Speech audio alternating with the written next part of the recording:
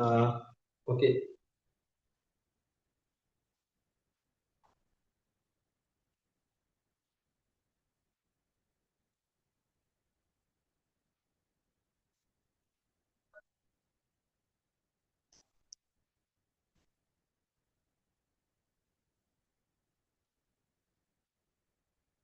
Assalamu alaikum warahmatullahi wabarakatuh. Good evening, students. First கொஞ்சம் மாறி இருக்குது, கொஞ்சம் எனக்கு ஃபர்ஸ்ட் மாற்றி விடுங்க. உங்களோட ஃபர்ஸ்ட் வந்திருக்குது பிரின்சிப் என்றவரோட பேர்ல ஃபர்ஸ்ட் இருக்குது. அவர் கொஞ்சம் ஃபர்ஸ்டா சேஞ்ச் பண்ணி விடுங்க. ஓகே. இன்னைக்கு நாங்க பேச போற விஷயம் என்னன்னா, எங்கட நாலாவது பாடத்துல நாங்க பேச போறோம். ஏன் நாங்க நாலாவது பாடத்துல பேச போற விஷயம் என்னன்னு சொல்லிட்டோம்னா, முதன்மை ஏடுகள் தயாரிக்கிறது. அதுல ஒவ்வொன்றாக பேசிக்கொண்டு போக போறோம். அப்ப செகண்ட் இயர் பிள்ளைகளுக்கு இது ரிவிஷன் ஆகிருக்கும், ஃபர்ஸ்ட் இயர் பிள்ளைகளுக்கு இதோட சிலபஸ் ஆகிருக்கும். ஏன்னா உங்களுக்கு கிளியராக விளங்குறதுக்கு ஃபர்ஸ்ட் இயர்ல மிஸ் பகுதிகள் செகண்ட் இயர் பிள்ளைகளுக்கு இதுல கவர் பண்ணி கொடுக்கக்கூடிய வாய்ப்பு இருக்கு. ஃபர்ஸ்ட் இயர்ல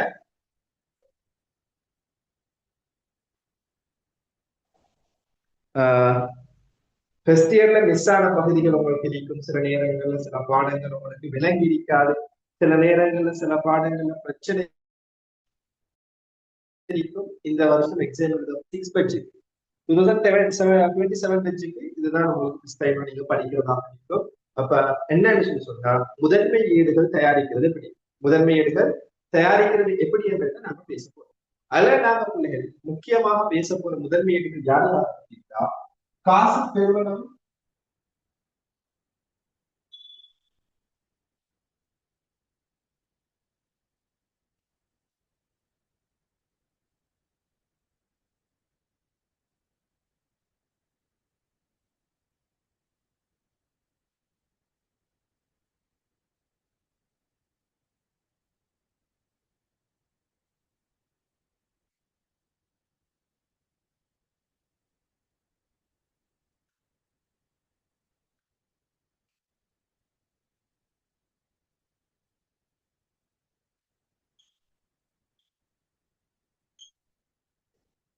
இப்படி 8 முதன்மை ஏடுகளை பத்தி நாங்க பேச போறோம். காசு பெறுவனவுனாலே, காசு கொடுப்பனவுனாலே, அதே போல சில்லறை காசு கொடுக்கணும்னாலே, கொள்வனவுனாலே, விற்பனை நாளே, உத்திரும்பல் நாளே, வெளித்திரும்பல் நாளே என்ற 8 முதன்மை ஏடுகளை பத்தி பேச போறோம். இந்த 8 முதன்மை ஏடுகளையும் வெட் உள்ளடக்கப்பட்டு எப்படி தயாரிக்கப்பட போகுது, வெட் இல்லாம தயாரிக்கப்பட்டது வெட்டுக்கு ரெஜிஸ்டர் பண்ண கம்பெனி என்றா என்ன, வெட்டோட சேர்த்து கணக்குகள் இப்படி செய்யறது என்றது தெளிவானதாக நாங்க பேச போறோம். சரி, அப்ப இந்த விஷயங்கள் தெளிவாக நான் ரிவிஷன் என்று சொல்லும் பொழுது உங்களுக்கு மேலோட்டமாக அல்லாம ஆழமாக ஒவ்வொரு விஷயமாக உங்களுக்கு இங்க நாங்க பேச போறோம். அப்ப உங்களுக்கு மிஸ் ஆன பகுதிகள் சாப்டர் வைஸ் அப்படியே உங்களுக்கு என்ன செய்யும் சொன்னா உங்களோட மைண்டுக்கு வந்துடும். 2026 பட்ஜெட் பிஃபோர் த எக்ஸாம். அப்ப என்ன நடக்கும்னா, முழு பாடத்திட்டமும் உங்களுக்கு இந்த 6 மாதத்துக்குள்ளார ரிவிஷன் செய்யப்படும். முழு பாடத்திட்டமும் உங்களுக்கு இந்த 6 மாதத்துக்குள்ளார ரிவிஷன் செய்யப்படும் இன்ஷா அல்லாஹ். சரி, அப்ப நாங்க என்ன பேச போறோம் அப்படின்னு இன்னைக்கு நாங்க பேச போற முக்கியமான விஷயம் காசு பெறுவனவு கொடுப்பனவு வெட்டோட வெட்டு இல்லாம எப்படி தயாரிக்கிறது, காசு பெறுவனவு காசு கொடுப்பனவு நாளீடு வெட்டோட வெட்டு இல்லாம எப்படி தயாரிக்கப்பட போகுது என்பதுதான் நாங்க பேச போறோம். சரி, அப்ப முதலாவது நாங்க பேசுவோம் காசு பெறுவனவு காசு கொடுப்பனவு நாளீடுன்னா என்ன அதுன்றத பேசிட்டு, வெட் இல்லாம எப்படி தயாரிக்கிறோம், வெட்டோட சேர்த்து எப்படி தயாரிக்கிறோம் என்பதை நாங்க தெளிவாக தனித்தனியாக பேச போறோம். தெளிவாக தனித்தனியாக பேச போறோம். சரி பிள்ளை, அப்ப நாங்க இன்னைக்கு பேச போற முக்கியமான விஷயம் என்னன்னா, காசு பெருவளவு நாட்குறிப்பேடு, காசு பெருவளவு அதே போல காசு கொடுப்பது, இது ரெண்ட பற்றியும் பேச போறோம்.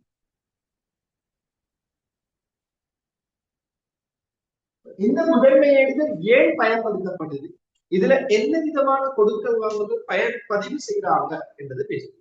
காசு பெருவளவு நாளேடு ஏன் பயன்படுத்தப்படுது என்றால், நிறுவனத்துக்குள்ள காசு வரக்கூடிய வழிமுறைகள், நிறுவனத்துக்குள்ள காசு உட்பாய்ச்சக்கூடிய வழிமுறைகளை பதிவு செய்யக்கூடிய முதலாவது புத்தகம் தான் காசு பெருவளவு நாட்களில். நிறுவனத்துக்குள்ள காசு உட்பாய்ச்சப்படக்கூடிய, நிறுவனத்துக்கு உள்ளான காசு வரக்கூடிய நடவடிக்கைகளை பதிவு செய்கின்ற முதலாவது புத்தகம் முதன்மையே காசு பெருவளவு நாட்களில் அப்படின்னு.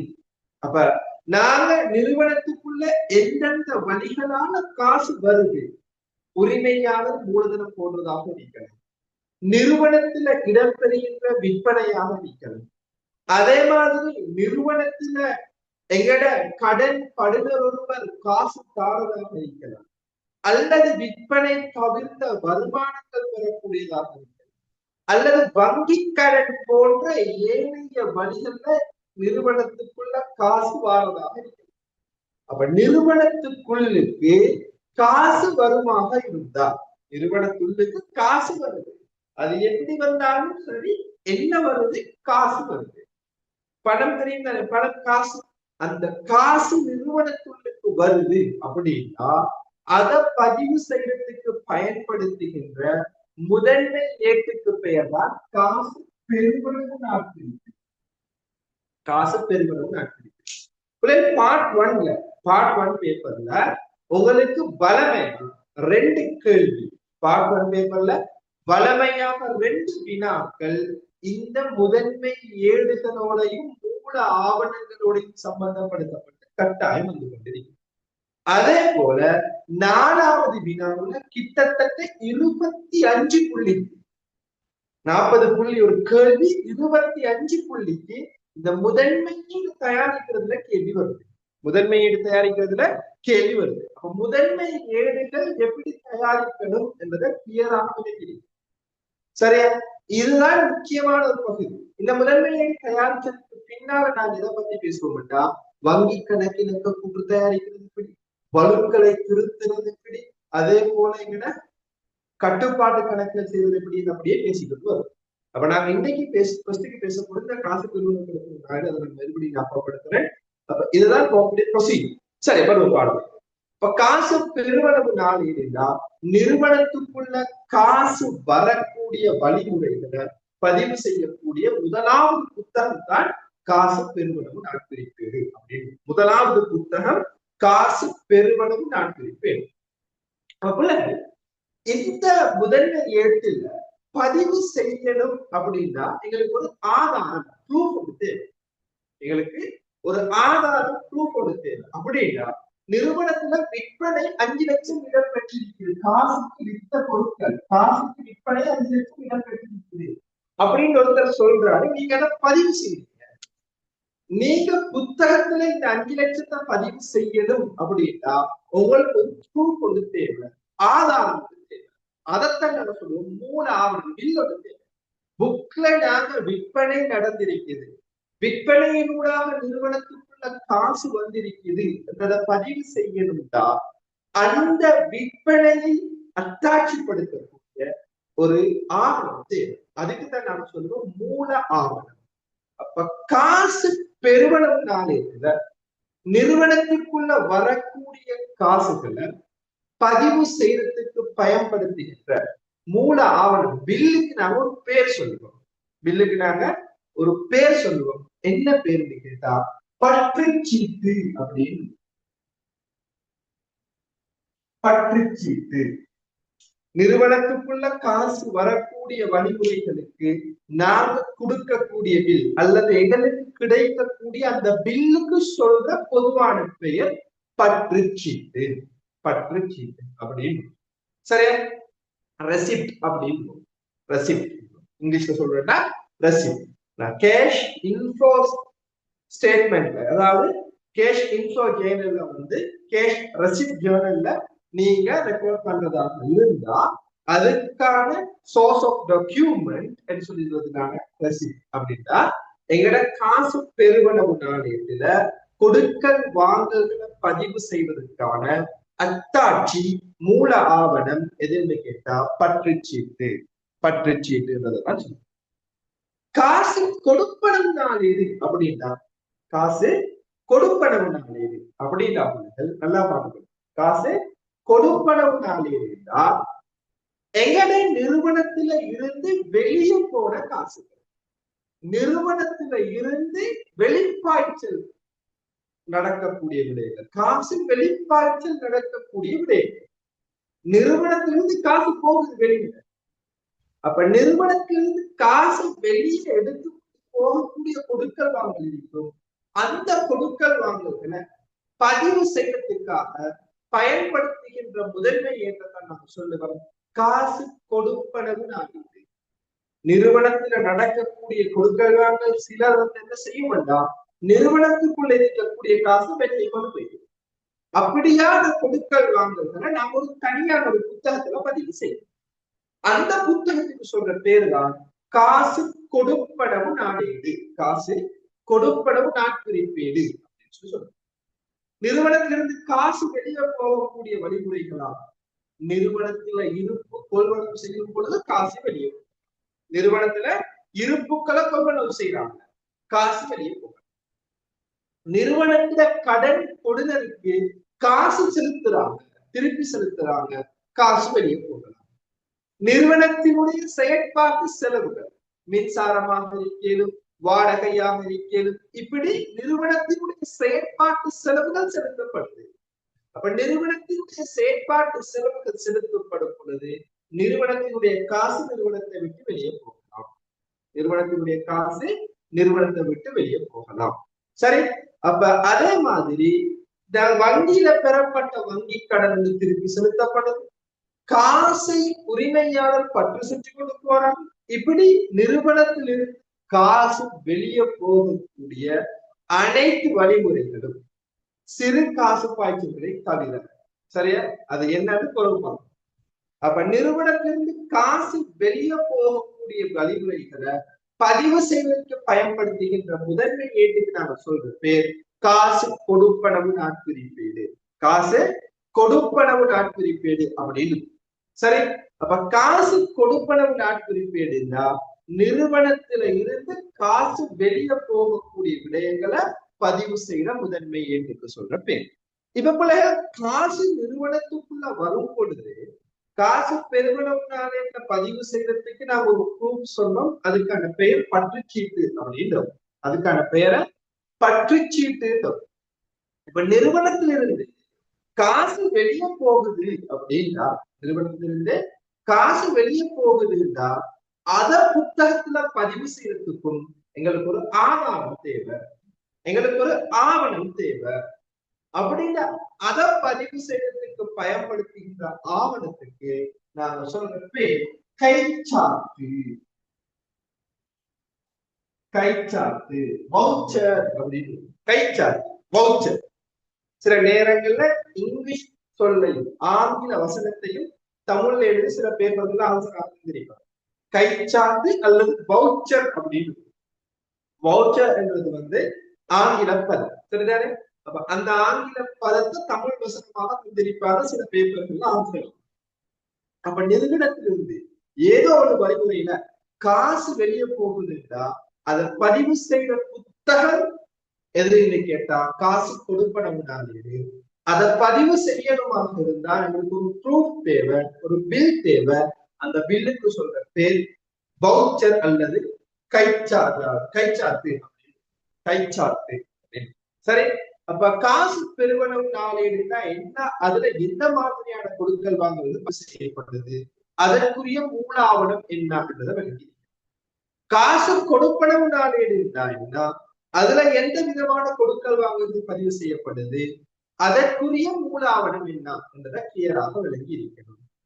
கிளியரானு பாருங்க. இப்ப இதுவரைக்கும் பேசுனா காசு பெருவனவு நாளேடு தயாரிக்கிற முறை போல பேசப்படும். பெருவனவு நாளேடு கொடுப்பனவு நாளேடு கழிவுகளோடு சேர்த்து எப்படி தயாரிக்கிறது இதுக்கு போல பேசப்படும். கிளியரா இதுவரைக்கும் பேசின விஷயங்கள்? Any doubts?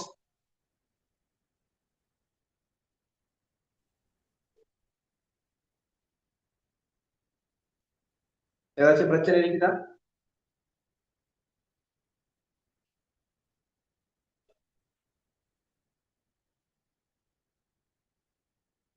ஓகே, இல்லைன்னு நினைக்கிறேன். நாங்க அடுத்தது மூவா. சரி, ஓகே. இப்ப காசு பெருவனவு நாளேடி எப்படி தயாரிக்க போறது, காசு கொடுப்பனவு நாளேடி தயாரிக்கிற முறை என்ன பேச.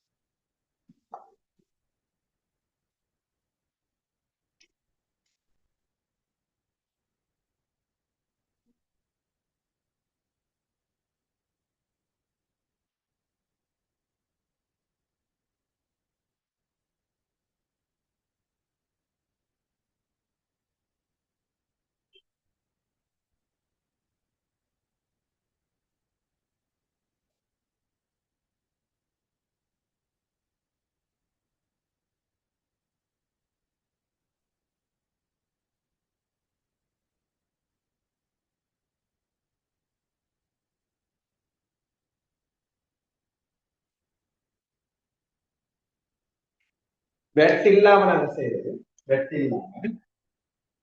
இது திகதின்னு வரும். இது பற்றுச்சீட்டு இலக்கம். பற்றுச்சீட்டு இலக்கம், விவரம்,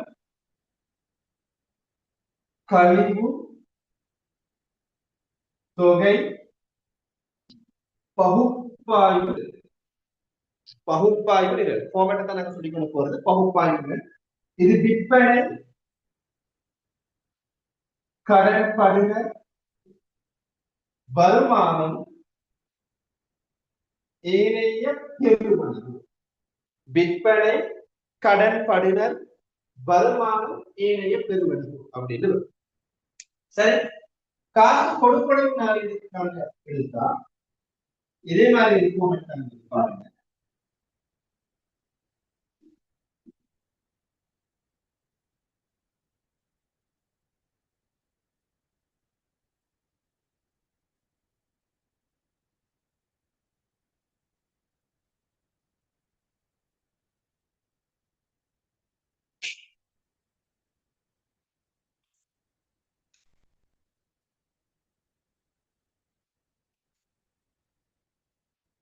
இங்க திகதி, கைச்சாத்து இலக்கம், விவரம், கழிவு, தொகை, பகுப்பாய்வு நிலை, கொள்வனவு, கடன் கொடுமை, செலவு, ஏனைய கொடுப்பனவு. ஏனைய கொடுப்பனவு அப்படின்னு வரும். சரியா? இது காசு கொடுப்பனவு நாளில் போகும், இது காசு பெருவனவு நாளில் போகும். இது பெருவனவு நாளில், இது கொடுப்பனவு நாளில். இப்ப நிறுவனத்துக்குள்ள காசு கிடைக்கிற வழி சொல்லிங்கன்னா நாங்க எப்படி பதிவு செய்வது அப்படின்னு பார்ப்போம். சரி, இப்ப நாங்க சும்மா சொல்லுவோம், நிறுவனத்தின உரிமையான ஒரு மூலதனத்தை போட்டிருக்கிறாரு ஒரு 5 லட்சம். நிறுவனத்தின் உரிமையான ஒரு 5 லட்சம்னா 0 சுருக்கி பதிவு செய்யற 5 லட்சம் மூலதனம் போட்டிருக்கிறார். அவர் மூலதனம் போட்ட திகதி ஒன்று போடும் திகதி. பில்லுக்கு ஒரு நம்பர் இருக்கும், நான் சொல்றேன் 1 பில். அப்ப பற்றுச்சீட்டு இலக்கம் 1 அப்படின்னு என்ன செஞ்சிருக்கிறார், உரிமையாளர் மூலதனம் போட்டிருக்கிறாரு. அப்ப மூலதனம் அப்படின்னு, மூலதனம் எவ்வளவு போட்டிருக்கிறாரு, 500. அந்த நிறுவனத்துக்கு வந்த தொகை, நிறுவன காசு பெட்டியில விழுந்த காசு தொகை 500. இது எதால வந்துச்சு என்பதை பகுப்பாய்வு கொடுக்கும். விற்பனையால 500 கிடைச்சிச்சா, இல்ல. உரிமையாளர் போட்டது, அது விற்பனையாளர். கடன் பருவம் தந்த உண்டா, இல்ல. வருமானம் உண்டா, இல்ல. அப்ப ஏனைய பெறுவது. அப்ப ஏனைய பெறுவது விற்பனையால கிடைத்த காசும் அல்ல, கடன் படுனர் தந்த காசும் அல்ல, கிடைத்த ஒரு வருமானமும் அல்ல. அப்படின்னு அதுக்குள்ள வரும் ஏனைய பெருமளவு. அதுக்குள்ள வரும். ஏனைய பெறுவது இருக்கக்கூடிய 3 வழிமுறைகளும் அந்த காசுகளுக்கு கிடைக்கும். அப்ப அது எப்படி கிடைச்சிச்சு? வேற ஒரு வழிமுறையில கிடைச்சிச்சு. ஆகவே ஏனைய பெறுவதாக. இப்ப நிறுவனத்துல ஒரு விற்பனை நடந்திருக்குது. நிறுவனத்துல என்ன செஞ்சிருக்கிறாங்க? ஒரு விற்பனை செஞ்சிருக்கிறாங்க. 200 பெறுமதியான விற்பனை நடந்தது. பதினெட்டு போடணும், நம்பரை போடணும், போட்டு விற்பனை அப்படின்னு திகதியை போடணும், பில்ல நம்பரை போடணும், விற்பனை அப்படின்னு. அமௌண்ட் எவ்வளவு? காசு கிடைச்சிருக்கணும் 200. அப்ப 200 இங்க பதிவு, 200 இங்க பதிவு செய்யணும். நான் வந்து பெருமாள் அது கூட கொடுக்கணும். சரி, 200 பதிவு செய்யும். இப்ப இது இந்த 200 ஏதாவது தொகைக்கு இருக்கக்கூடிய எப்படி எங்கட கைக்கு கிடைச்சிச்சு? எதாவது கிடைச்சிச்சு? பகுப்பாடுகள்ல கொடுக்கணும். விற்பனையால கிடைச்சிச்சு. அப்ப நான் என்ன செய்யறது? விற்பனை இந்த பகுப்பாடுகளுக்கு போயிட்டு அந்த முத கிடைச்சது மூலதனம். அப்ப அது விற்பனையும் அல்ல, கடன் பண்ணதும் அல்ல, வருமானமும் அல்ல. ஆகவே போட்டி. இப்ப கிடைச்சது விற்பனையின் ஊடாக. ஆகவே விற்பனை பகுப்பாடுகள்ல அந்த நீங்க என்ன செஞ்சீங்க? பதிவு செஞ்சீங்க. இப்ப என்ன செய்யறாங்க? ஒரு கடன் படுகிறது 50,000. ஒரு கடன் படுகிறது என்ன செய்யுது? எங்களுக்கு ஒரு 50,000. அப்ப ஒரு 10% கழிவாக நாங்க கொடுத்திருக்கிறோம். சோ 50,000 100க்கு 10 கழிவு கழிச்சா 5,000 கழிச்சு கொண்டு 45,000 காசு தராங்க. கடன் பண்ண எங்களுக்கு 50,000 தரணும். நாங்க என்ன செஞ்சோம்? 10% கழிவு கொடுத்தோம். அப்ப அந்த 10% கழிவை கழிச்சு கொண்டு அவரு 45,000 காசு எங்கட கைக்கு தர. அப்ப என்ன செய்வது? நாங்க கடன் படுக அப்படின்னு எழுதி அவருக்கு கொடுத்த கழிவு என்ன? 5,000. அதைய கழிவு தெளிவாக பார்க்கணும். அவருக்கு கொடுத்த கழிவு என்ன? கழிவு. இப்ப அவர் எங்களுக்கு தந்த காசு நான் 50,000 தரணும், அதுல 5,000 வாங்கணும் அப்படின்னா அப்ப சோ 45,000 கையில தந்துருப்பாரு. அந்த கைக்கு கிடைச்ச நான் முதலில் சொன்னேன், எங்கட கல்லால காசு பட்டியல விழுந்த காசுதான் தொகையில. அப்ப 50,000 பெருமதியான கடன் படுதலுக்கு 5% 10% கழிவு கொடுத்தோம்னா 5,000 கழிச்சு கொண்டு 45,000 கைக்கு காசு தந்திருக்காரு. அந்த 45,000 தான் தொகை. இந்த தொகை நிரல்ல இருக்கக்கூடியதான் பகுப்பாய்வு கொண்டு வரும். பகுப்பாய்வு 45,000 யார் தந்தாரு? கடன் படுத்த தந்தாரு. சோ கடன் படுத்த சிலவங்க யோசிச்சு கொண்டிருக்கிறாங்க, இந்த தொகையையும் அன்றையும் சேர்த்து 50 போடுறாங்க கடன் படுத்து.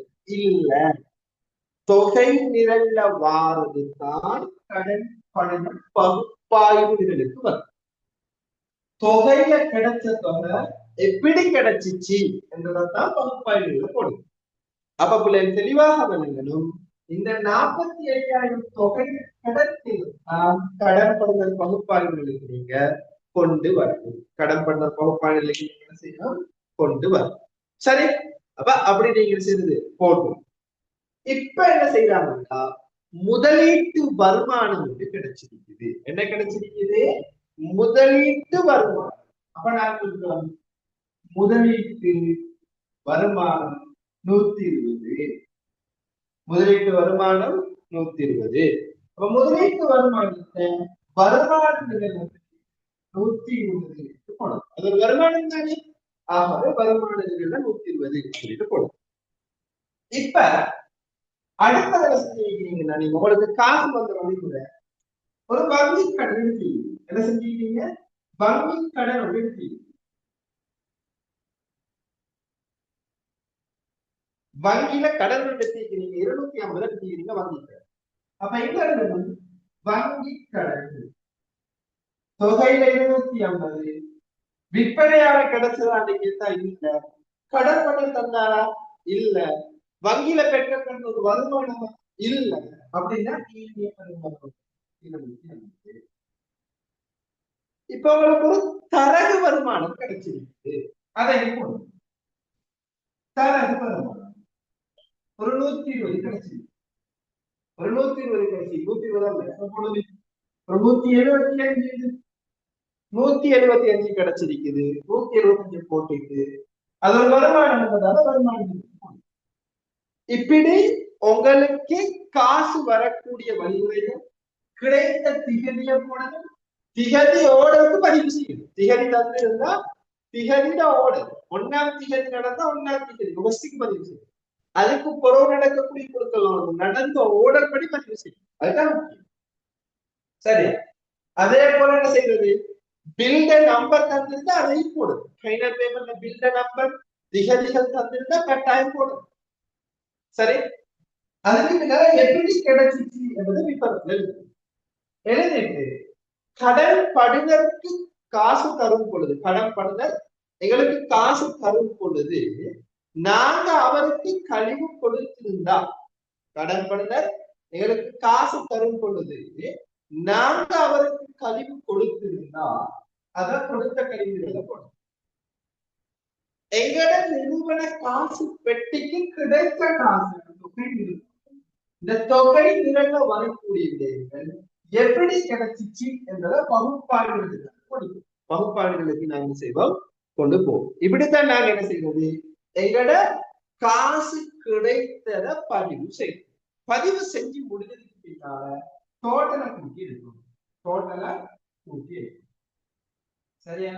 இங்க 750, இங்க 275, சாரி 295, 45, 200, 245, 250, 450, 520, 1220, 1270 வருது. 1220 கூட்டினா வரும். 1220 கூட்டா வரும். இப்படி டோட்டலா கூட்டி எடுக்கணும். இப்படி டோட்டலா கூட்டி எடுக்கணும். சரியா? ஓகே, இது வரைக்கும் கிளியரான பாருங்களேன். டோட்டலா கூட்டி எடுக்கிறது வரைக்கும் கிளியரா? பதிவு செஞ்சுட்டு டோட்டலா கூட்டி எடுக்கிறது வரைக்கும் கிளியரா?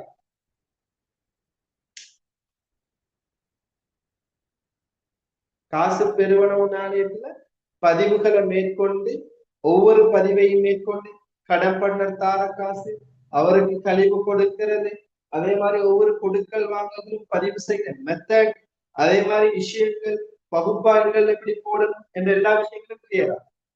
அதுல ஏதாச்சும் பிரச்சனை இருக்குதா?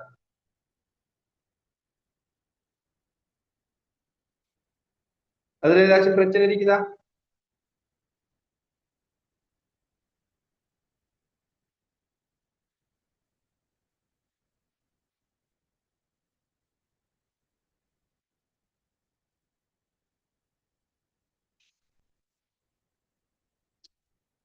அதுல ஏதாச்சும் பிரச்சனை இருக்குதா அப்படி?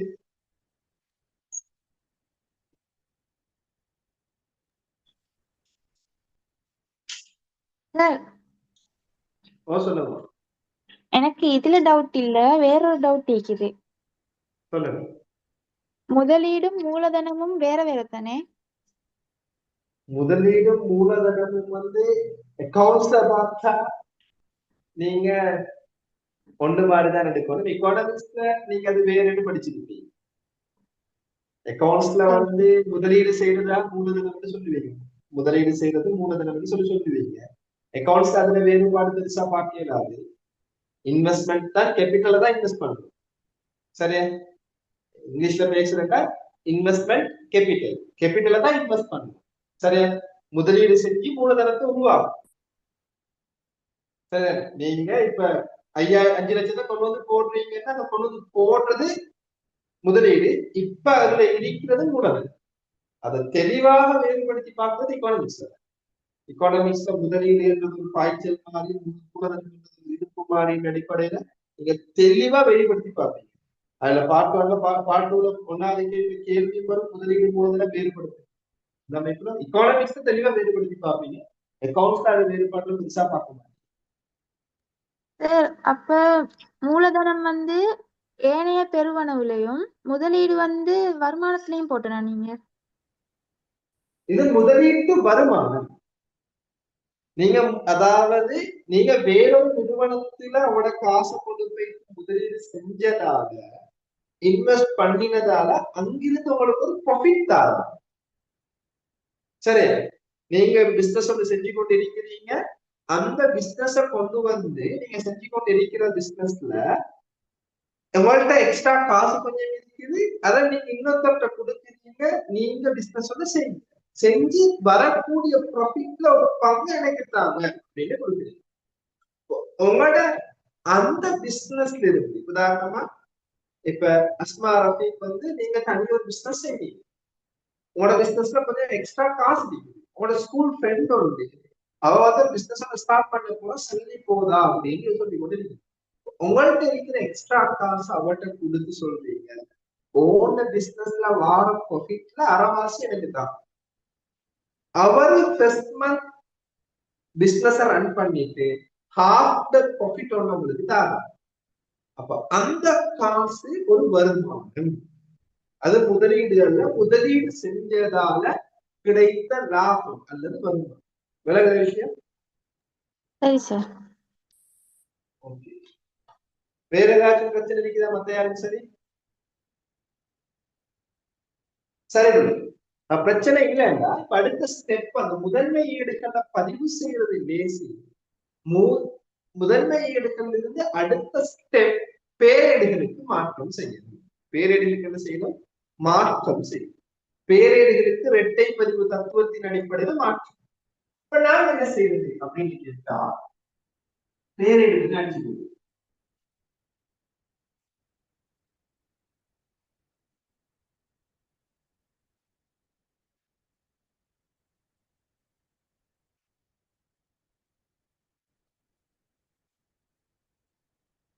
பேரேடுகள் அடிச்சிருது. பேரேடு அப்படின்னா என்னன்னா, வணிகத்திட கொடுக்கல் வாங்கல்களை இரட்டை பதிவு தத்துவத்தின் அடிப்படையில பதிவு செய்யறது.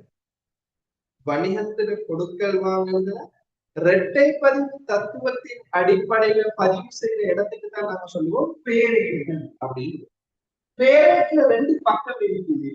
ஈக்கு இந்த பக்கத்தை நாம சொல்லுவோம் வரவு பக்கம், இந்த பக்கத்தை நாம சொல்லுவோம் செலவு பக்கம். இத என்னோட இப்ப எப்படி உட்கார்ந்து பார்த்தா வலது பக்கம் இருக்கிறது வரவு பக்கம், இடது பக்கம் இருக்கிறது செலவு பக்கம் அப்படின்னு. சரியா? வலது பக்கம் இப்படி இருக்க போல பேரிடு இருந்தா வலது பக்கம் இருக்கிறது வரவு பக்கம், செலவு பக்கம் இருக்கிறது இடது பக்கம் இருக்கிறது செலவு பக்கம் அப்படின்னு. இரட்டை பதிவு தத்துவத்தின் அடிப்படையில இந்த கொடுக்கல் வாங்கலுக்கு டோட்டல் என்ன செய்ய போறோம்? மொத்தங்களை இரட்டை பதிவின் அடிப்படையில மாறும். எனக்கு சொல்லுங்க, கொடுத்த கழிவுக்கு என்ன இரட்டை பதிவு? கொடுத்த கழிவு ஐயா, இதுக்குரிய இரட்டை பதிவு என்ன? கடன் பண்ணர்களுக்கு கழிவு கொடுத்திருக்கிறோம் ஐயா, இதற்குரிய இரட்டை பதிவு என்ன? கொடுத்த கழிவு கணக்கு வரவு, கடன்பட்டோர் கட்டுப்பாட்டு கணக்கு செலவு. ஓகே, கொடுத்த கழிவு கணக்கு வரவு, கடன் படுதல் கணக்கு செலவு அல்லது கடன் படுதல் கட்டுப்பாட்டு கணக்கு செலவு அப்படின்னு சொல்லுவோம். இப்போ கொடுத்த கழிவு கணக்கு வரவு வைக்கணும். நீங்க ரெண்டு பேர் எடுத்து வச்சு போடுவீங்க. ஒன்றுக்கு பேர் வைப்பீங்க கொடுத்த கழிவு, அடுத்த பேர் வைப்பீங்க கடன் படுதல். கொடுத்த கழிவு கடன் படுதல் ரெண்டு பேர் வச்சுக்கீங்க. சரி, அப்ப கொடுத்த கழிவு கடன் படுதல் ரெண்டு பேர் வச்சிருக்கிறீங்க.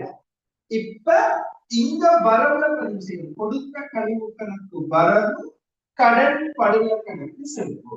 கொடுத்த கழிவு கணக்கு வரவு, கடன் படுதல் கணக்கு செலவு. இரட்டை பதிவு போட்டுட்டு எதிர்பேரேட்டு தலைப்புகள் உங்களுக்கு கொடுக்கும். இப்ப இங்க நீங்க கொடுத்த கழிவுல பதிவு செஞ்சீங்கன்னா அதோட மற்ற பதிவு கடன் படுதல் கணக்குல தான் செஞ்சீங்க. அந்த மற்ற பேரேட்டினுடைய தலைப்பை கொண்டு வந்து இங்க போடணும், கடன் படுதல். இங்க என்ன செய்யணும்? இவரோட தலைப்பு கொடுத்த கழிவு. அப்ப எதிர்பேரிட்டு தலைப்புகள் போடப்படும். எதிர்பேரிட்டு தலைப்பு. அப்ப 5000 டோட்டலுக்கு முதலாவது இரட்டை பதிவு போட்டாச்சு. 5000 டோட்டலுக்கு முதலாவது இரட்டை பதிவு போட்டாச்சு. கொடுத்த கழிவு கணக்குல வரவு கொடுத்த கழிவு கணக்குல வரவுல கடற்படுதல் கணக்குல செலவுல இரட்டை பதிவு போட்டு பதிவு செஞ்சாச்சு. இது முதலாவது பதிவு. இது என்ன பதிவு? முதலாவது பதிவு. இரண்டாவது என்ன செய்யலாம்? தொகைக்கு நாங்க இரட்டை பதிவு போடுறதுல பகுப்பாய்வு நிகழ்ச்சிகளுக்கு இரட்டை பதிவுகள் தான் அடுத்தது போடுது. அதுல முதலாவது போடுதல் விற்பனை பகுப்பாய்வு நிகழ்ச்சிக்கு இரண்டாவதாக இரட்டை பதிவு போடுது. விற்பனை காசு விற்பனை இங்க நடந்திருக்குது. காசு விற்பனை நடக்குது. அப்ப காசு விற்பனைக்குரிய இரட்டை பதிவு காசு கட்டுப்பாட்டு கணக்கு வரவு விற்பனை கணக்கு செலவு. காசு கட்டுப்பாட்டு கணக்கு வரவு விற்பனை கணக்கு செலவு. இதை இரண்டு என்ன செய்வீங்கன்னா காசு கணக்குல வரவு விற்பனை என்ற ஒரு பேர் எடுத்து தலைப்பு வச்சு விற்பனை கணக்கு அப்படின்னு ஒரு தலைப்பு வச்சு அங்க செலவு பக்கம் பதிவு அங்க என்ன செய்வீங்க? செலவு பக்கம் பதிவு செய்வீங்க. விற்பனை கணக்குல செலவு பக்கம், காசு கணக்குல வரவு. இப்ப எதிர்பேரேட்டு கணக்கு. இப்ப இந்த இரண்டோட அடுத்த பதிவு விற்பனை கணக்குல இருக்கு. சோ இங்க நீங்க என்ன செய்வீங்கன்னா விற்பனை அப்படின்னு பண்ணுவீங்க. இந்த இதனுடைய அடுத்த பதிவு காசுல இருக்குது. சோ இங்க நீங்க காசு எதிர்பேரேட்டுடைய தலைப்பு போடுவீங்க. பேரேட்டினுடைய எதிர்பேரேட்டினுடைய தலைப்பை போடுவீங்க. காசு விற்பனை. இப்ப காசு விற்பனை 200க்கான பதிவு முடித்தாச்சு. காசு விற்பனை 200க்கான பதிவு இந்த டோட்டலா 2-3 விற்பனை தான் 3 கூட்டி எடுக்கணும். டோட்டலுக்கு தான் இரட்டை பதிவு போடுறது தெளிவாக இருக்கு. சரி, கடன் படுதல் 45 டோட்டல். அந்த டோட்டலுக்கு இரட்டை பதிவு போடுறது மூணாவதா. இந்த 45 என்னன்னா கடன் படுதல் தந்த காசு. கடன் படுதல் தந்த காசு. அப்ப கடன் படுதல் காசு தந்தா அதற்குரிய இரட்டை பதிவு என்ன? கடன் படுதல் காசு தாரா என்ன இரட்டை பதிவு?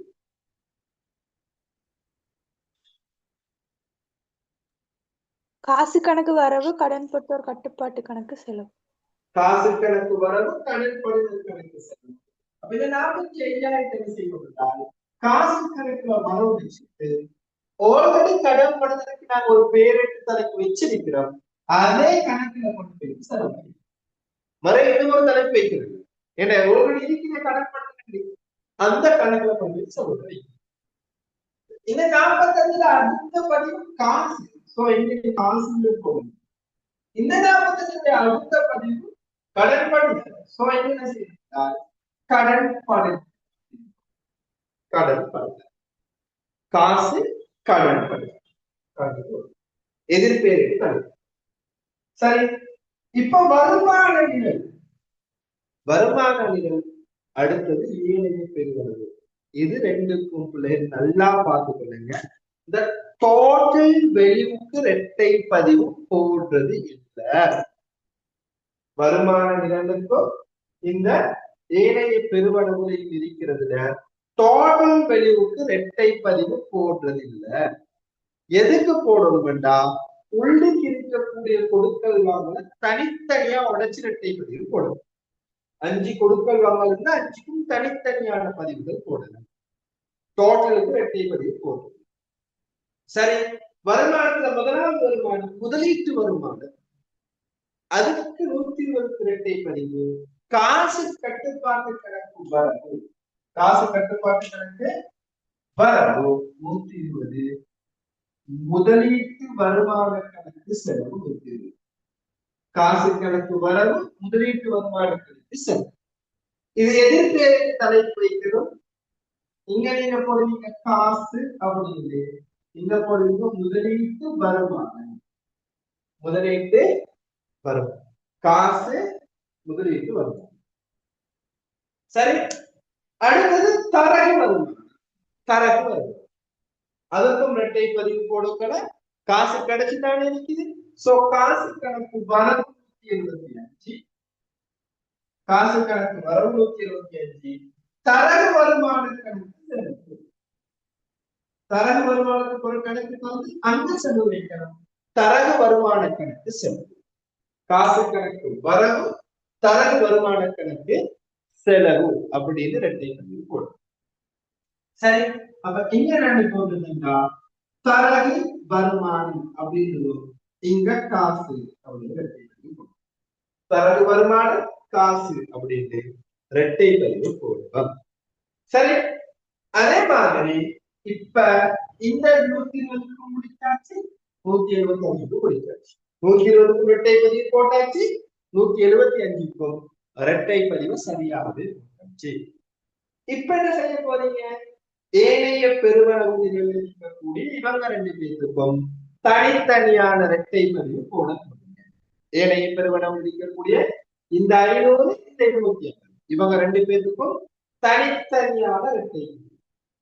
ஏனைய பெருவளவு இருக்கக்கூடிய மூலதன வயது இரட்டை பதிவு போட போறீங்க. காசு கணக்கு வரவு 500, மூலதன கணக்கு செலவு. மூலதன கணக்கு செலவு 500. சரி, இங்க போனதும் காசு எதிர்பேரிட்டு தலைப்பு காசு, இங்க போனதும் மூலதனம் காசு. சரி, இங்க அடுத்தது ஏனைய பெருவளவு கடைசியாக இருக்கிறது வங்கி கடன் 250. வங்கியில பெறப்பட்ட கடன்.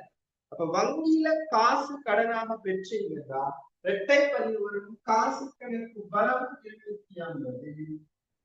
வங்கி கடனுக்கு ஒரு பேர் இருக்கிறோம். வங்கி கடனுக்கு ஒரு பேரு வங்கி கடன் கணக்கு. வங்கி கடன் கணக்கு செலவு 250. இங்க என்ன செய்யணும் என்றால் காசு போடணும்.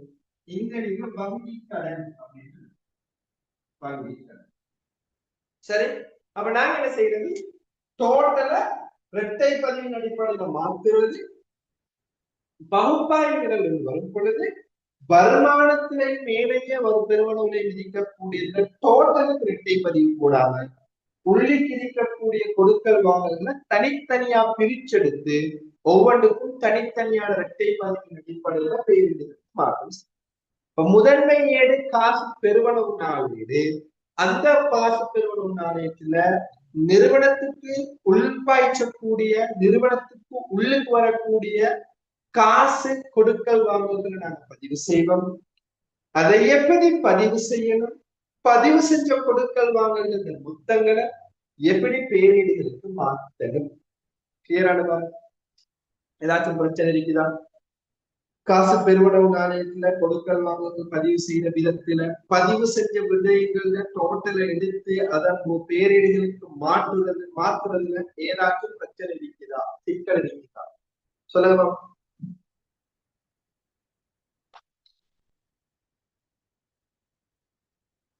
Any doubts? ஜாயின் ஆக வேண்டிய பெரிய ஒரு சக்தி இருக்குது. ஜாயின் ஆக இருக்கிற கொஞ்சம் பேச சொல்லுங்க. ஏதாச்சும் டவுட் இருக்குதா? நிறைய பேர் ரெக்கார்டிங்ஸ் டிபெண்ட் ஆகிட்டு ரெக்கார்டிங்ஸ் கொடுக்குறேன்னு சொல்லி நான் மறுபடியும் சொல்லிக்கொண்டே இருக்கேன். அக்கௌண்ட்ஸ்ல வந்து ரெக்கார்டிங்ஸ் தாரன்றதுக்காக ரெக்கார்டிங்ஸ்ல டிபெண்ட் ஆகிட்டவான். Because why? ஏன் காரணம் என்னன்னா அந்த ஒன் டைம் வரக்கூடிய டவுட்டை நீங்க கிளாஸ்ல பார்ட்டிசிபேட் பண்ணதான் கேட்டு கிளியர் பண்ணுங்க. இல்லாட்டி ரெக்கார்டிங்ஸ் டிபெண்ட் ஆகிட்டீங்கன்னா ரெக்கார்டிங்ஸ் பார்க்கக்குள்ள வரக்கூடிய டவுட்டை கிளியர் பண்றதுக்கு ஒரு எக்ஸ்ட்ரா டைம் நீங்க ஸ்பெண்ட் பண்ண வேண்டியது. ஸோ ரெக்கார்டிங்ஸ்ல டிபெண்ட் ஆகிட்டாங்க நீங்க என்ன செய்யுங்க? ஒன் டைம் கிளாஸ்க்கு பார்ட்டிசிபேட் பண்ணுங்க. 2026 பேஜுக்கு டைம் டேபிள் ஆல்ரெடி போடப்பட்டிருக்குது. 2 ரிவிஷன், ஒரு பேப்பர், 2 கிளியர். 2027க்கு இதுவரைக்கும் 2 தியரி கிளாஸ் மட்டும்தான் போகணும். உங்களுக்கான சப்ஜெக்ட் சிலபஸ் போறது. சரி, 27 பிள்ளைகளுக்கான டியூன்ஸ் இன்ஷா அல்லாஹ் இந்த சண்டே, நெக்ஸ்ட் சண்டே அப்படின்னு டியூஸ்டேல சண்டேக்குள்ள கம்ப்ளீட்டா கைக்கு வந்துடும். சரியா? பலமான பிள்ளைகளுக்கும் சேர்த்து ஒரே டிக்கெட் அடிச்சிருக்கேன். விஷுவலா சேர்த்து அது சண்டே ஆகக்குள்ள கைக்கு வந்துடும். அதை இன்ஷா அல்லாஹ் போஸ்ட் பண்ணுவோம் சண்டேக்குள்ள இன்ஷா அல்லாஹ். சண்டேக்கு பிறகு போஸ்ட் பண்ணுவோம். நெக்ஸ்ட் வீக் உள்ள உங்களுக்கு அந்த டியூட் கையில் கிடைக்கும். சரி, 4th யூனிட்டுக்கான டியூட் ஃபுல்லா எல்லாம் உள்ளடக்கி வரும்.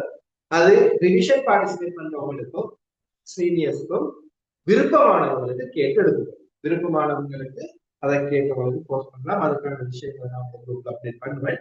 அப்ப 27 வயசு பிள்ளைகளுக்கு டியூட்ஸ் வந்து கட்டாயம் எடுக்கணும். அதுல நிறைய பயிற்சிகள் நாங்க போட்டு அதை செய்வோம். அப்ப அந்த விஷயங்கள் நம்மளுக்கு உள்ளடங்கி வந்து சரி. அப்ப 27 பிள்ளைகள் கட்டாயம் அந்த டியூட் எடுக்கலாம். 26 பிள்ளைகள் விருப்பம் அப்படின்னு அந்த டியூட் எடுக்கலாம். சரி, ஓகே. அப்ப எனக்கு இதுல டவுட் இருந்தா சொல்லுங்க. இப்ப இதனுடைய பயிற்சிகள் தான் உள்ளடக்கி இருக்கிறோம் அந்த டியூட்ல. சொல்லுங்க, இதுல டவுட் இருந்தா, டவுட்ஸ் ஏதாச்சும் பிரச்சனை இருந்தா, சிக்கல் இருந்தா சொல்லுங்க.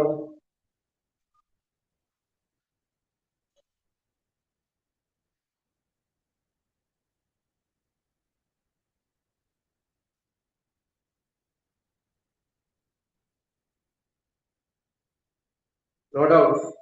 அடுத்த கட்டத்துக்கு நாங்க மூவ் ஆகும். காசு கொடுப்பனவு நாங்க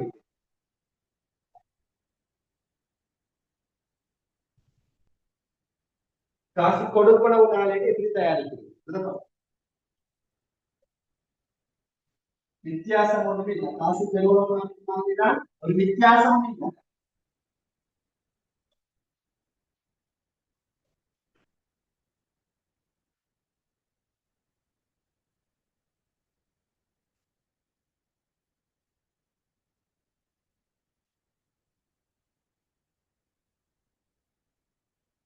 சரி, வித்தியாசம் ஒன்றுமில்ல. காசு பெறுவனவு நாளைக்கு சரி.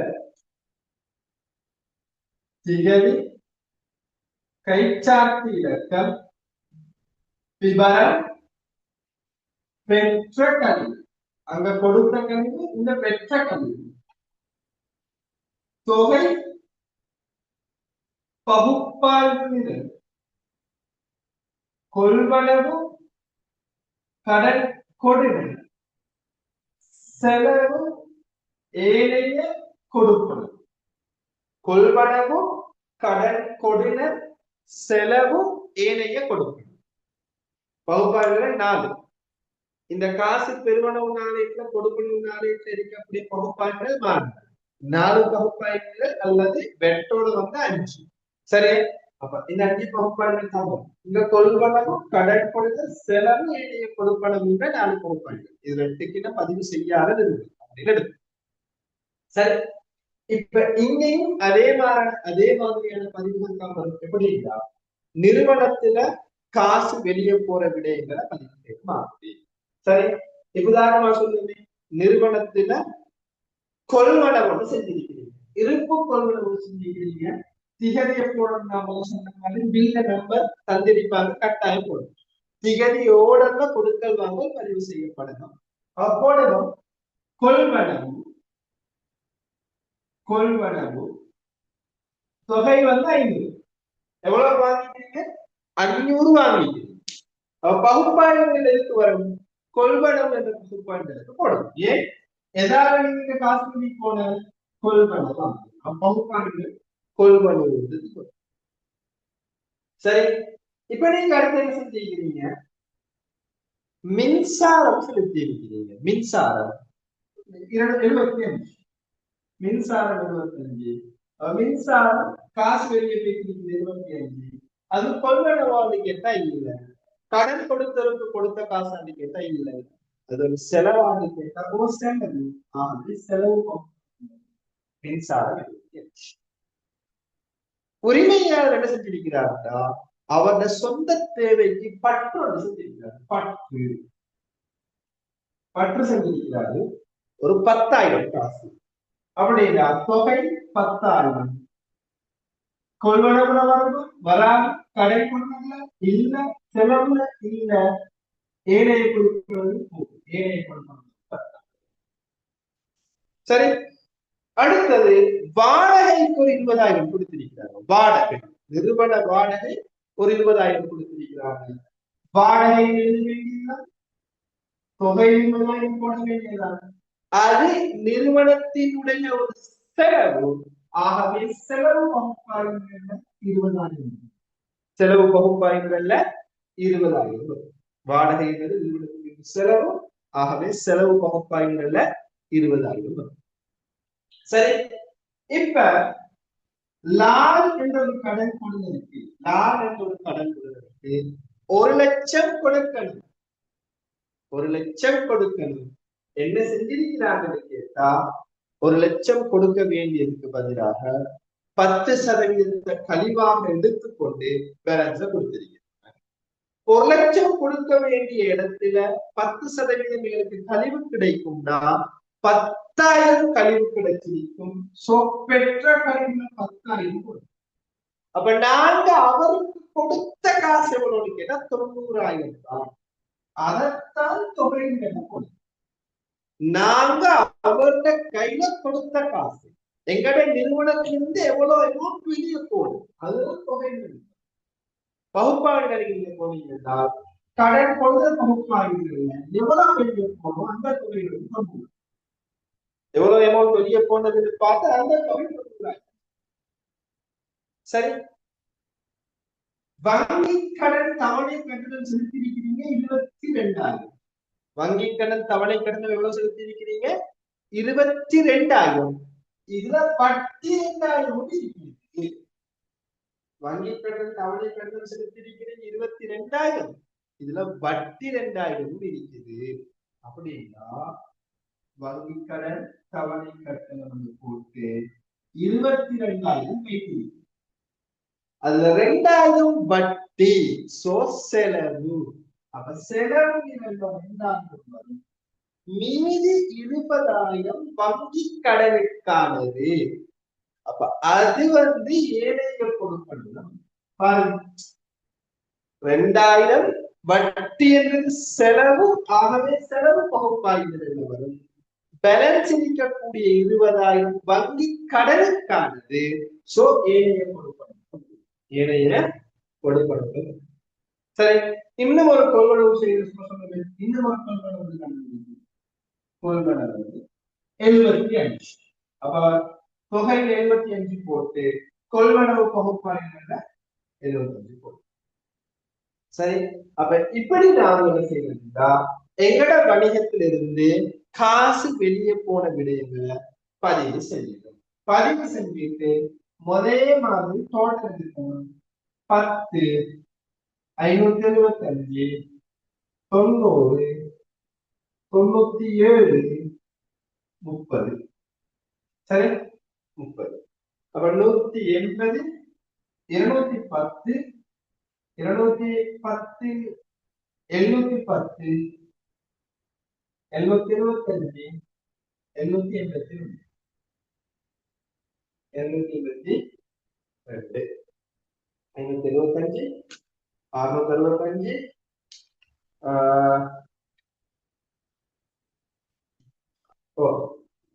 665, 62, 92, 792 அங்கே சொல்லுங்க. 120, 710, 790,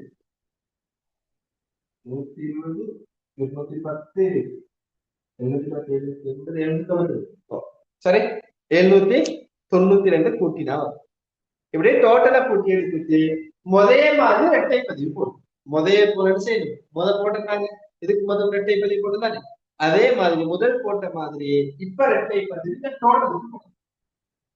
இந்த டோட்டலுக்கு போடும். பெற்ற கல்வி 10,000 என்ன செய்ய போறோம், இரட்டை பதிவு போடும். பெற்ற கல்வி 10,000 நல்லா மாற்றணும். போடணும் பெற்ற கல்வி. இப்ப நாங்க ஒரு பேர் எழுதி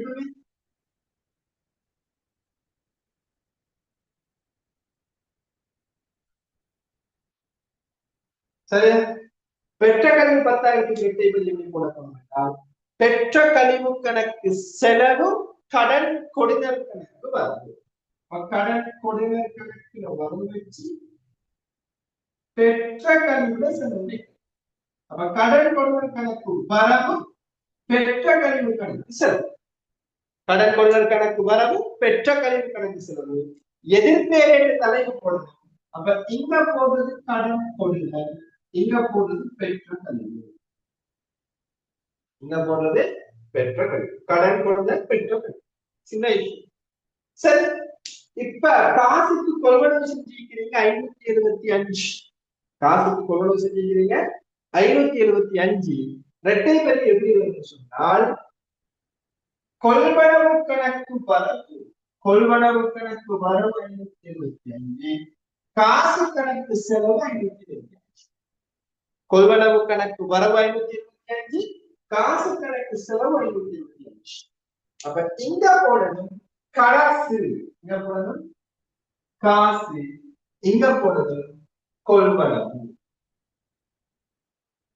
காசு கொள்வனவு எதிர்பேரிட்டு தலைப்பு போடப்படும். சரி, இதை முடிச்சாச்சு. 10,000 520 முடிச்சாச்சு. கடன் கொடுதலுக்கு கொடுத்த காசு 90. அதுக்கு இரட்டை பதிவு எப்படி வரும்? கடன் கொடுதல் கணக்கு வரவு 90, காசு கணக்கு செலவு 90. கடன் கொடுத்தோருக்கு கொடுத்த காசுக்கு இரட்டை பதிவு, கடன் கொடுதல் கணக்கு வரவு 90,000, காசு கணக்கு செலவு 90,000. அப்ப இங்க போடணும் காசு, இங்க போடணும் கடன் கொடுதல். எதிர்பீரியட் தலைப்பு. பேசிக்கொண்டு போற விஷயங்கள்ல கிளியர் இல்லைன்னா தயவு செஞ்சு மைக்கான்வி பண்ணி கேட்கலாம். சரி, 97க்கு அங்க மாதிரிதான். அங்க வருமானத்துக்கு டோட்டல் இரட்டை பதிவு போடலாமே, அதே மாதிரி இங்க செலவுக்கு டோட்டல் இரட்டை பதிவு போடலாமே. தனித்தனியாக போடுது. மின்சாரத்துக்கு தனியா, வாடகைக்கு தனியா, வட்டிக்கு தனியா போடுது. சோ மின்சார கணக்கு வரவு மின்சாரம் 75,000, காசு கணக்கு செலவு 75,000. இங்க போடணும் காசு, இங்க போடணும் மின்சாரம். சரி, அப்ப மின்சார கணக்கு வரவு, காசு கணக்கு செலவு 75,000. அடுத்து வாடகை 20,000. வாடகை கணக்கு வரவு, வாடகை கணக்கு வரவு, காசு கணக்கு செலவு. இங்க வாடகை, இங்க காசு. அடுத்தது வட்டி 2000. அடுத்தது வட்டி 2000. அந்த வட்டி 2000 பதிவு வட்டி கணக்கு வரவு, வட்டி கணக்கு வரவு 2000, காசு கணக்கு செலவு 2000. வட்டி வங்கி கடன் வட்டி 2000, அதுக்கு தனியா வட்டி கணக்கு வரவு, காசு கணக்கு செலவு. சரி, அடுத்து காசு பற்று 10,000. தனித்தனியா போடணும். என்ன சொன்னேன்? ஏனைய கொடுப்பனவுக்கும் டோட்டலுக்கும் போட்டல, தனியா தான் போடுது. அப்ப இங்க காசு கணக்கு, காசு பற்று 10,000. சோ பற்று கணக்கு வரவு 10,000, காசு கணக்கு செலவு 10,000. பற்று கணக்கு வரவு 10,000, காசு கணக்கு செலவு 10,000. இங்க காசு போடுது, சரி பற்று போடுது, இங்க காசு போடுது, இங்க காசு போடுது. கடைசியாக வங்கி கடன் 20,000. வங்கி கடன் 20,000. அப்ப வங்கி கடன் 20,000 வங்கி கடன் கணக்கு ஆல்ரெடி வங்கி கடன் கணக்கு வச்சிருக்கிறீங்க, அங்க வந்து வரவு 20,000. காசு கணக்கு செலவு 20,000. இங்க போடணும் வங்கி கடன், இங்க போடணும் காசு. எதிர்பேரு. சரி, ஆல்ரெடி வங்கி கடனுக்கு ஒரு கணக்கு வச்சிருக்கிறீங்க, அதுக்கு இரட்டை பதிவு போடும். அப்ப இங்கேயும் பிள்ளைகள் முதன்மை எடுத்தல் என்ன, அதுல எப்படி கொடுக்கல் வாங்கல பதிவு செய்யறது, எப்படி இரட்டை பதிவு போடும். அப்ப கழிவுக்கும் கொள்வனவும் கடன் கொள்வதற்கும் மொத்தத்துக்கு இரட்டை பதிவு போட்டுட்டு, செலவுகளுக்கும் ஏனைய பொதுப்பணங்களுக்கும் பகுப்பாய்வு நிரலுக்குள் இருக்கக்கூடிய பெருமதிகளுக்கு தனித்தனியான இரட்டை பதிவுகள் போடப்படும். தனித்தனியான இரட்டை பதிவுகளை தனித்தனியா உடைச்சி தனியா போடும், தனியா போடும். அப்படி போடுறதுதான் சரி. சரி, அப்ப காசு பெருவனவு நாளேடு எப்படி தயாரிக்கிறது, காசு கொடுப்பனவு நாளேடு எப்படி தயாரிக்கிறது என்றதை கிளியரா பார்த்துட்டு அதுல இருக்கக்கூடிய விடயங்களை எப்படி இரட்டை பதிவின் அடிப்படையில பேரிடுகளுக்கு மாற்றீடு செய்யறது. கிளியரான பாருங்க, கிளியரான பாருங்க. ஏதாச்சும் பிரச்சனை இருக்குதா? ரிப்ளை பண்ணணும். நீங்க பேசணும், பேசினாதான் எனக்கு விளங்கும் நீங்க கிளாஸோட எங்கேஜ் ஆகிருக்கீங்க. அப்படி இல்லாம நான் மைக் அன்மியூட் பண்ணிட்டு சும்மா உட்காந்து எழுதிக்கொண்டு போகணும். இப்ப நான் பேசுறது உங்களுக்கு விளங்குறதுக்கு, சோ நீங்க பேசுறது உங்களுக்கு விளங்கினாலும் நான் விளங்கிக்கிறேன். என்ன? அப்ப நீங்க கட்டாயம் எங்கேஜ் ஆகி இருக்கிறது எனக்கு விளங்கினா நீங்க நான் கேட்கிற கொஸ்டின்ஸுக்கு பதிலளிங்க. கிளியர்னு சொன்னா ஜஸ்ட் ஒரு கிளியரான மெசேஜ் செக் பண்ண போதெல்லாம் not clear not clear again explain report. இல்ல சார் கிளியர் தான். ஓகே,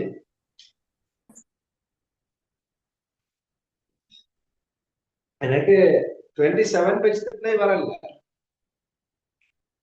26க்கு ரிவிஷன் தான். அவங்களுக்கு ஆல்ரெடி படிச்சிருப்பாங்க, நிறைய விஷயங்கள் இதுல நிறைய பயிற்சியும் செஞ்சிருப்பாங்க. அவங்களுக்கு ரிவிஷன் கொஞ்சம் பார்த்து திருப்பி மைண்டுக்கு எடுத்துக்கொள்றது, மறந்து இருந்தா மைண்டுக்கு எடுக்கிறதுக்கான ரிவிஷன். 27 நீங்க அனுமானமா பார்த்து ஃபர்ஸ்ட் டைம் இப்ப எடுக்கிறீங்க. சில பிள்ளைங்க ஃபர்ஸ்ட் டைம் எடுக்கிறீங்கன்னு சொன்னா அதை கிளியராவே எடுக்கணும். அதுல பிரச்சனை இருந்ததுன்னு சொன்னா தெளிவா கேட்டு எடுத்துக்கணும். சரி, முதன்மை ஏடுகள்ல தனி ஒரு பாட்டு கேள்வி வருது, அதனாலதான் சொல்றேன் 27 ரிப்ளைல செக்லையும் வரல இது. Okay sir. ஓகே, அப்ப கிளியரா நினைக்கிறேன். இப்ப நாங்க பார்ப்போம் இந்த பேரை எப்படி சமப்படுத்துறது.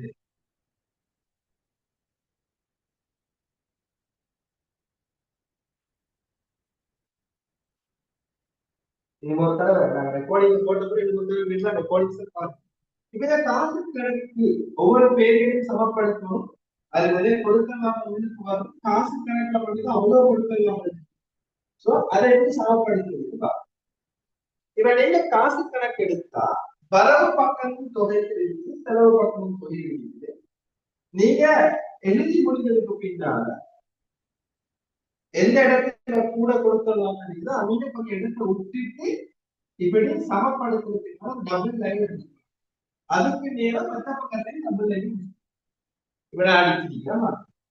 வரவு சும்மா கூட்டி பார்த்தோம் 245, 355, 465, 535, 1035, 1285. வரவு பக்கத்தை கூட்டினா 1285 எடுத்துக்கோம். 750, 950, 1000.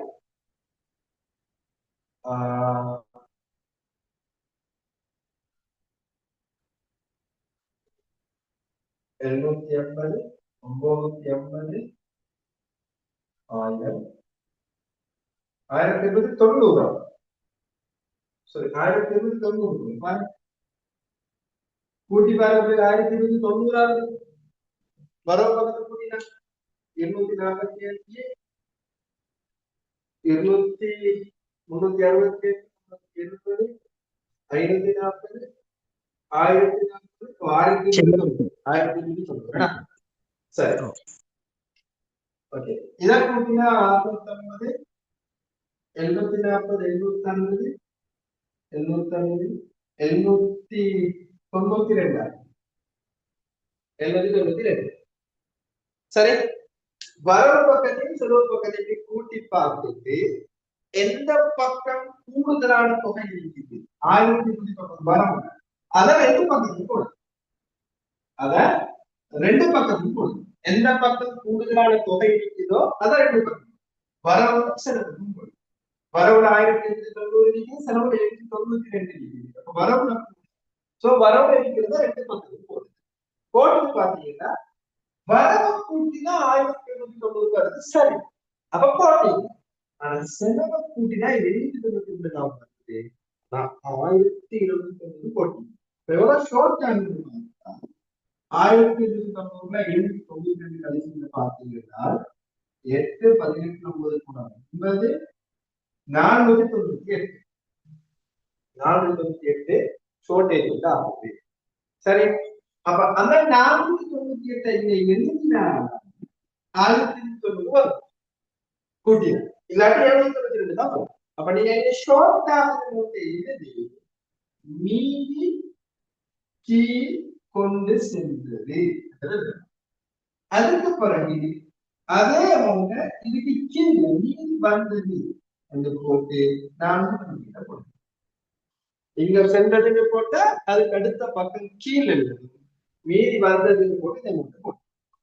என்ன அர்த்தம் அப்படின்னு கேட்டா, எங்களோட நிறுவனத்துக்கு இந்த ஆண்டு 1290 காசு கிடைச்சிருக்குது.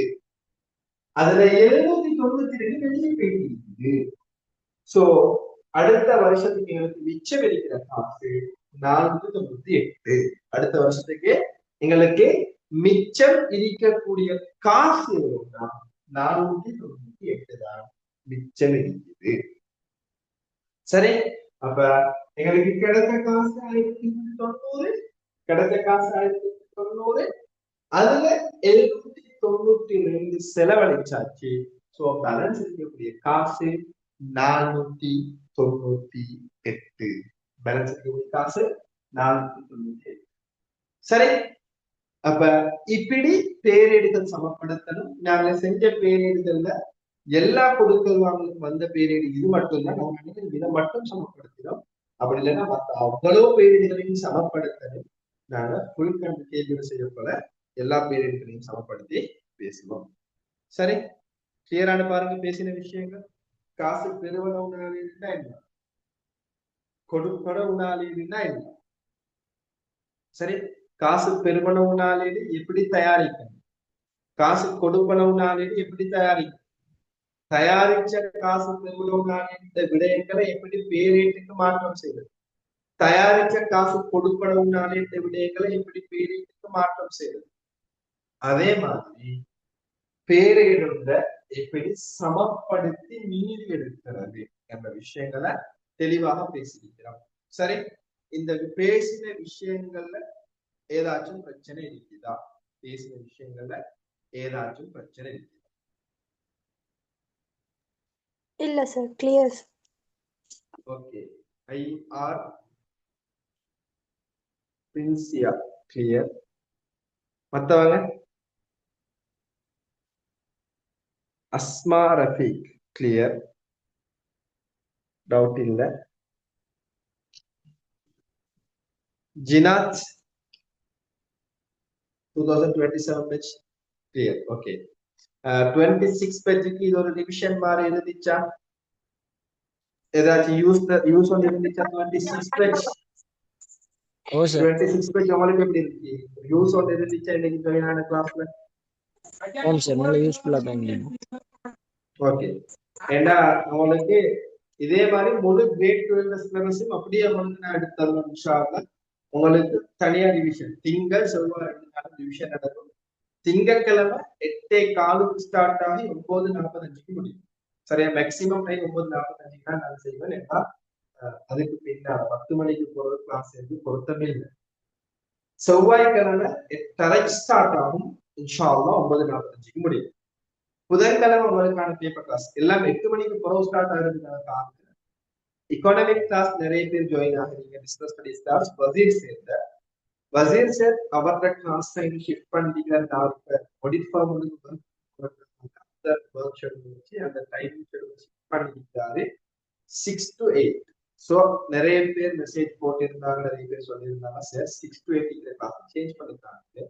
அதனாலதான் நைட்டுக்கு புறவு போட்டீங்க. அவனோட புதன்கிழமை வெனிஸ்டே நடக்கக்கூடிய பேப்பர் கிளாஸ் இன்ஷா அல்லாஹ் வளமையான டைம் வளமையான புதன்கிழமை நடக்கும். ஆனா 8:15 ஸ்டார்ட் ஆகி 9:45 முடியும். சரி, அதே மாதிரி வெள்ளிக்கிழமை உங்களோட தியரி கிளாஸ் 8:15 ஸ்டார்ட் ஆகும் 9:45 முடியும். சனிக்கிழமை 8:15 தியரி கிளாஸ் 9:45 முடியும். சரி, அப்ப இதுதான் உங்களோட டைம் டேபிள். அப்ப இன்னைக்கு செவ்வாய்க்கிழமை அதான் 8:30 ஸ்டார்ட் பண்ணிடும். 27 பேட்சுக்கு திங்கள் செவ்வாய் 2 நாளும் தியரி கிளாஸ் இருக்கும். அப்ப அடுத்த உங்களோட தியரி கிளாஸ் அடுத்த திங்கட்கிழமை இன்ஷா அல்லாஹ் நடக்கும். அடுத்த திங்கட்கிழமை 8:15 ஸ்டார்ட் ஆகும். 9:45 வரும் கிளாஸ் முடியும். சரி, அப்ப அடுத்த திங்கட்கிழமை இன்ஷா அல்லாஹ் அடுத்த கிழமைக்குள்ள உங்களுக்கு டியூட் கிடைக்கிற மாதிரி டியூட் வந்து போஸ்ட் பண்ணப்படும். அதுல விஷயத்த நான் உங்களோட குரூப்ல அப்டேட் பண்ணி தரேன். உங்களுக்கான நாளைக்கு அந்த பேப்பரை வந்து நான் இன்னைக்கு குரூப்ல அப்லோட் பண்ணேன். 2026 பட்ஜெட் நாளைக்கு உங்களுக்கான பேப்பர் கிளாஸ் நடக்கும். அதுல பேப்பரை வந்து நான் அப்டேட் பண்றதோட குரூப். சரி, அப்ப நாங்க கிரேட் 12 தேர்ட் டேர்ம் பேப்பர் தான் செஞ்சு கொண்டிருக்கிறோம். பார்ட் 2 கேள்வி தான் நாங்க செய்வோம். பார்ட் 1 பேப்பர் டிஸ்கஸ் பண்ணிருக்கிறோம். ஸோ நாங்க இப்போ டிஸ்கஸ் பண்ண போது பார்ட் 2 பேப்பர். பார்ட் 1 வந்து ஃபுல்லா டிஸ்கஸ் பண்ணிருக்கோம். அதே மாதிரி இப்போ பார்ட் 2 பேப்பர் வந்து நாங்க டிஸ்கஸ் பண்ண போறோம் நாங்க. சரி, இப்ப நாளைக்கு கட்டாயம் ஜாயின் ஆகப்பட்ட பேப்பர் கிளாஸ்ல, நாளன்னைக்கு கிளாஸ் இல்ல, ஃப்ரைடே சாட்டர்டே உங்களுக்கான தியரி கிளாஸ் தான். ஃப்ரைடே சாட்டர்டே உங்களுக்கான தியரி கிளாஸ் LKS 16 படிச்சு கொண்டிருக்கிறோம். அதுல கண்டினியூஸான பகுதி ஃப்ரைடே இன்ஷால்லா சாட்டர்டே நடக்கும். அப்ப இதுக்கு அப்புறம் இன்ஷால்லா 27 பெஞ்சுக்கு இப்பைக்கு 2 கிளாஸ் இன்ஷால்லா செகண்ட் டேர்ம் முடிகிறதோட, செகண்ட் டேர்ம் உங்களோட சிலபஸ் 6ஆம் யூனிட் முடிகிறதோட உங்களுக்கும் ஒரு பேப்பர் கிளாஸ் ஸ்டார்ட் ஆகும். அப்ப அதையும் சேர்த்து கிழமைக்கு 3 கிளாஸ் நடக்கும். நீங்க செகண்ட் இயர் ஆனவங்களுக்கு உங்களுக்கு ரிவிஷன் வந்து தனியா நடக்கும். உங்களுக்கு ரிவிஷன் வந்து தனியா நடக்கும். சரி, அப்ப அந்த மாதிரிதான் நம்மளோட சிலபஸ் மூவ் ஆகும். ஸோ எங்கட செகண்ட் இயர் பிள்ளைகளுக்கான சிலபஸை நாங்க 4ஆம் மாசம் கடைசியில முடிக்கிறதுக்கு எதிர்பார்த்து கொண்டிருக்கிறோம். இப்ப நாங்க LKS முடிகிற கட்டத்துல இருக்கு. LKS 16 முடிச்சிட்டோம்னா முடிஞ்ச மாதிரி தான். ஸோ முடிகிற கட்டத்துல இருக்குது. அதோட கம்பெனி அங்கே முகாமை கணக்கிட்டு பகுதி அதெல்லாம் இலகுவான பகுதிகள். அதனால எங்களுக்கு இலகுவாக சிலபஸ் முடிச்சு கொள்ளலாம். அதுக்கு பின்னால முழுமையான இறங்கி ஃபாஸ்ட் ட்ராக் ரிவிஷன் மாதிரி ஒரு சாப்டரா க்ளோஸ் பண்ணி போவோம் அடுத்து. சரி, சோ அவ பிள்ளைகள் தொடர்ச்சியாக நீங்க இணைஞ்சிருங்க. அப்பதான் உங்களுக்கு எல்லா பகுதியும் அப்டேட் கிடைக்கும். அதே போல உங்களோட ஃப்ரெண்ட்ஸ் மாறும் சொன்னா இந்த கிளாஸ்ல வெளியே ஜாயின் ஆகுறது உங்களுக்கு பெனிஃபிட் நீங்க யோசிக்கிறீங்க. கொஞ்சம் ஃப்ரெண்ட்ஸ் மாறும் இந்த விஷயங்களை அப்டேட் பண்ணுங்க. போஸ்டர் வந்து ஷேர் பண்ணி விடுங்க. சரி, அப்ப இன்னும் 27 பேஜுக்கு இருக்கக்கூடியது கிட்டத்தட்ட 1.5 வருட காலங்கள். 26 பேஜுக்கு இருக்கக்கூடியது வெறுமனே 6 மாத காலம். அதனால காலம் என்பது வேகமாக நகரக்கூடிய ஒன்று. போன காலத்தை திருப்பி எடுக்க இயலாது. அதனால முன்னுக்கு வரக்கூடிய காலத்தை திட்டமிட்டு சரியாக உங்களோட விளைச்சலுக்காக பயன்படுத்துங்க. உங்களோட இறைவன் உங்களுக்கு தெரியும். சரி, திட்டமிட்டு பயன்படுத்தல் காலம் என்றால் சென்ற காலம் திரும்பி வரப்போவது இல்லை. சென்ற காலம் திரும்பி வரப்போவது இல்லை. சோ டைம் என்பது உலகத்துல விலை மதிக்க முடியாத ஒரு சொத்து. நேரம் என்பது அந்த நேரத்தை நம்ம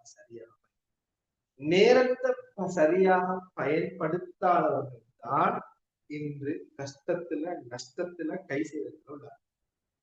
அதே போல இப்ப இஸ்லாமிய பிள்ளைகள் அடிப்படை நம்பிக்கையின் அடிப்படையில் இந்த உலகம் என்றது ஒரு சந்தை. உலக நேரத்தை சரியாக பயன்படுத்தலைன்னா நாளைக்கு மறுமையினுடைய நாள்ல நஷ்டப்பட வேண்டி வரும். சோ எல்லா இடங்களிலும் நேரம் என்பது பொறுமதியானது. அப்ப நேரத்தை திட்டமிட்டு சரியாக பயன்படுத்தினா வெற்றி அடைவது இலகுவாக இருக்கும். திட்டமிடல சரியாக பயன்படுத்தலைன்னா வெற்றி அடைவது கடினம்தான். சோ அதனால நேரத்தை சரியாக பயன்படுத்துங்க கேட்டுக்கொண்டு இந்த கிளாஸ் நான் இன்னைக்கு முடிக்கிறேன். அப்ப இன்ஷா அல்லாஹ் நாங்க உங்களை அடுத்த கிளாஸ்ல சந்திக்கிறோம். அது வரைக்கும் நான் உங்களுக்கு விடைபெறுகிறேன். ஜஸாக்குமுல்லாஹ் ஹைர் for your participations and thank you.